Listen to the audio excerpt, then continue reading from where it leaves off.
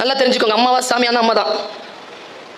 ஏன்னா அந்த உயிர் இருக்குல்ல, அது வேற, உங்களோட கனெக்டடாக இருக்கிறது வேற. இந்த உடம்பு உங்களுக்கு வர பொண்டாட்டிக்கு, அந்த பொண்ணு வந்து புருஷனுக்குலாம் இல்லை. இந்த உங்களோட உடம்பெல்லாம் எங்களுது, நாங்கள் கொடுத்தது. பத்திரமா பார்த்துக்கோங்க. அதை கெடுத்துக்கிறதுக்கு உங்களுக்கு உரிமையே கிடையாது, அசிங்கப்படுத்திக்கிறதுக்கு கிடையாது. பாருங்க, வந்து நிற்கிறாங்க. வரும்போது கிருஷ்ணன் பார்த்துட்டான். கிருஷ்ணன் சொன்னானா, எங்கடா போற? அம்மா நம்ம போற. அம்மா கூப்பிட்டாங்க. சரி, உனக்கு சின்ன வயசுலேருந்து பார்க்கலடா, இந்தா பெருசாக வளர்ந்துருக்குற, 7 அடிக்கு, என்ன இருந்தாலும் பெண் தானே, அதுக்கு ஒரு வாழையில தூக்கி போட்ட, மறைச்சிட்டு போடாடி. சரி கிருஷ்ணா. துரியோதனை வாழையில மறைச்சிட்டு போய் அம்மா நல்லினா, வந்துட்டியா துரியோதனா? வந்துட்டேம்மா.